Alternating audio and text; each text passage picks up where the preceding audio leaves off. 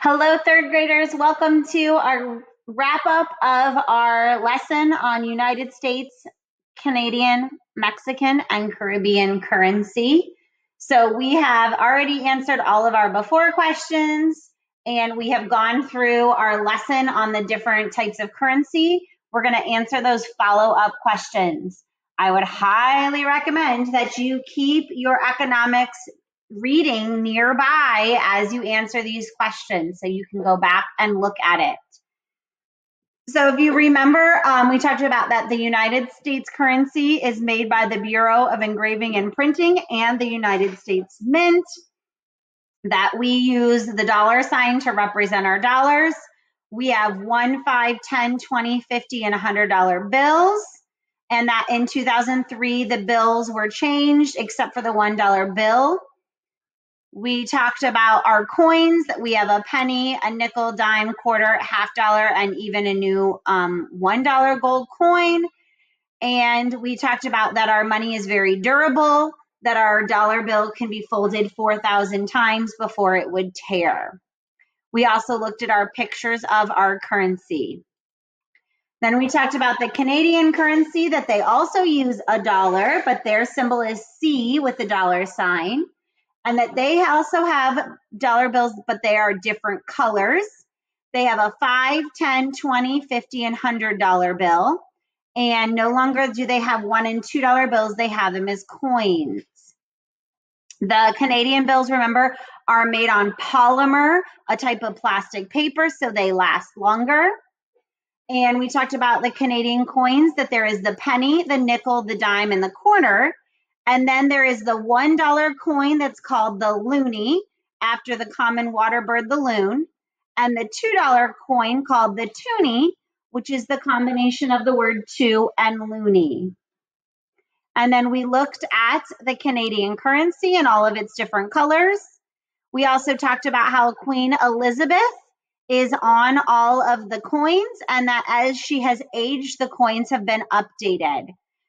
Here is, remember that picture of the toonie, which is the $10 or $1 11-sided coin, and here, or I'm sorry, the loonie, and then here is the toonie. Then we talked about Mexican currency and that they use peso, but they also use the dollar sign to represent their pesos, and that they have centavos, or the cents.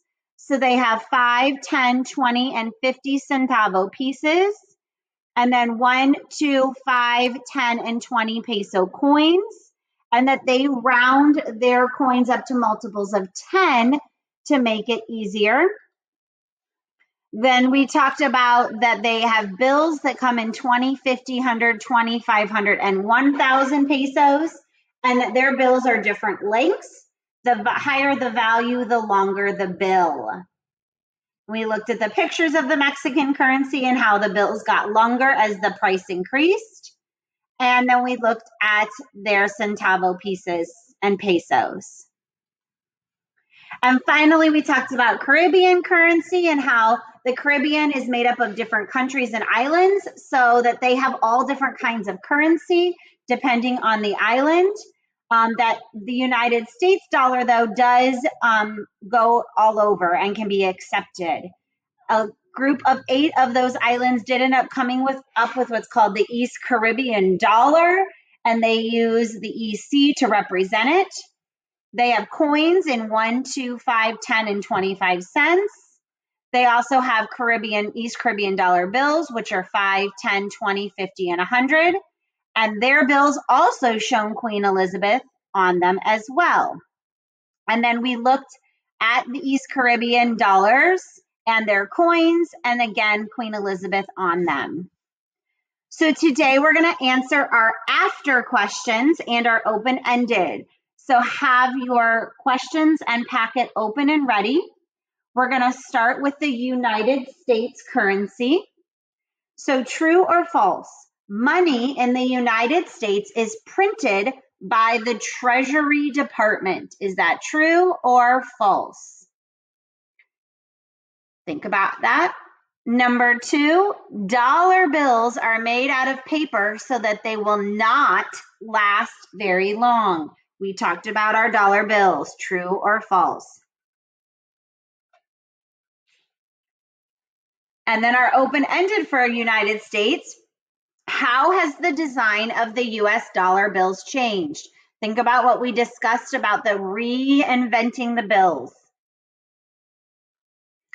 And then your second question today is, what evidence does the author use to show that US currency is very durable? What did the author say that proved that the money could last a long time? When you're done, you're going to go to Canadian currency. And again, we're going to answer those true or false questions first. So for Canadian currency, the first statement is Canadian bills are different colors. Is that true or false? We talked about Canadian bills. Did we talk about them being different colors? And the second statement, all Canadian coins have a portrait of Queen Elizabeth on the back. We did discuss Queen Elizabeth a couple times. Think about and look if we talked about it in Canadian currency. And then today's open-ended for Canadian, you're going to tell me what are some features of Canadian bills that make them easy to tell apart? How do I know which bill is which by just looking at them? When you're done with Canadian currency, you're going to go to your Mexican currency and answer those true or false questions. So number one, prices in Mexico are rounded up to the nearest 10 because Mexican money doesn't have a 1 centavo coin. Did we talk about them rounding to the nearest tens? True or false? Your second statement says some Mexican bills are longer than other Mexican bills. Did we talk about them being longer in Mexico? True or false? And then today's open-ended for Mexican currency is, how is Mexican money different from money in the United States? Give one or two examples of how it is different. And finally, we're going to talk about the Caribbean currency. Now, your first question is different than mine. So let's answer your question. Your question asks is if the Caribbean uses different forms of money. Does the Caribbean use different forms of money? So go ahead and answer your question properly, or different kinds. And then the second question is, some Caribbean money has a portrait of Queen Elizabeth on it. Is that true or false? And your open-ended question is telling me, why do East Caribbean coins have different weights? What was the purpose of them weighing different amounts? Look back in your text to find that answer. So today you should have answered and should be answering all of the after questions for United States, Canadian, Mexican, and Caribbean currencies.